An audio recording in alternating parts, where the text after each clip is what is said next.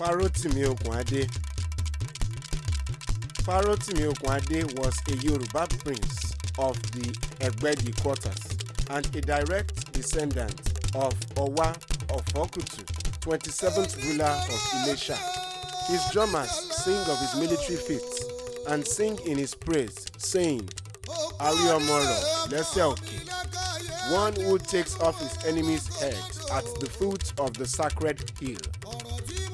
The cognomen got him his name, Arimoro. He was a sworn enemy of Ibadan, reason being that during previous campaigns, including Ijebuere and Ara expeditions, Ilesha always fought against Ibadan. Twice in the past, Ilesha was on the losing start and Ibadan warriors raided Ijesha in reprisal. In these two raids, all his possessions and family were carted away to Ibadan as booty of war. With the painful loss, he swore to avenge the humiliation and resist Ibadan till his last breath. To better prepare himself for future engagements, he formed a band of warriors and built a private militia. His first opportunity came at the Igbajo War. Igbajo was a cosmopolitan city of many Yoruba factions.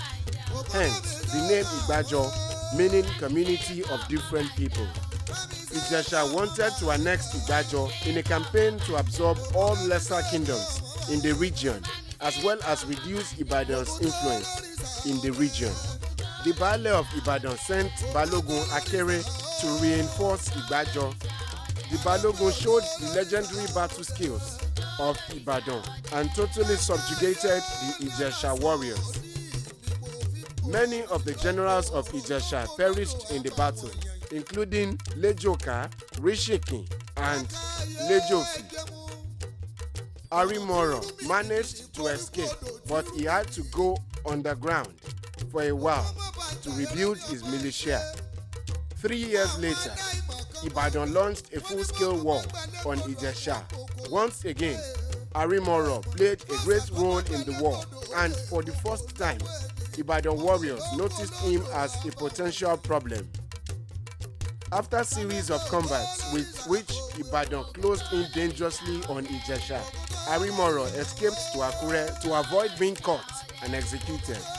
A siege was laid by Ibadan on Ijesha to cut it off from the outside world and pushed the people of Ijesha to near starvation. This forced Ijesha to surrender and submit to the sovereignty of Ibadan. While in Akure, Arimoro received constant sad news of how Ibadan totally subjugated his ancestral home into a tributary vassal of Ibadan and the imposed Ajeles. For a few years after, he waited for another opportunity to defend his ancestral home from exile. During his campaigns at Akure, he met Faromi Okemesi and identified with the rising momentum to rebel against Ibadan in the region. When events finally led to a full-scale revolt against Ibadan Ajeles, Arimoro took part in the riots.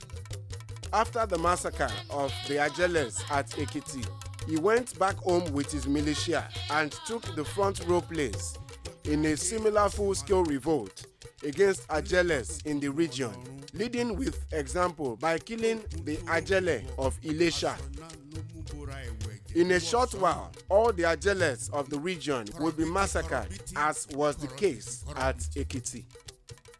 He joined the Ekiti Parapor army and fought alongside folk heroes like Ogedengbe and Faromi.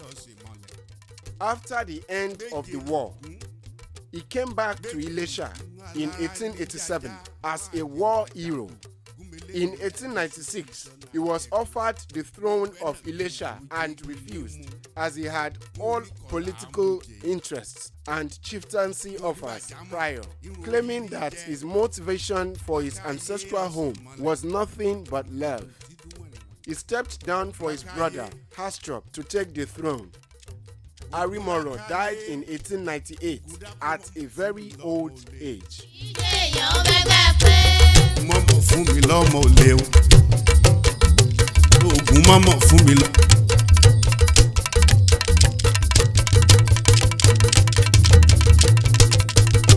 Ògún mọ́mọ́ fún mi lọ́mọ olè. Ìjẹ́ èèyàn ò ní láárí.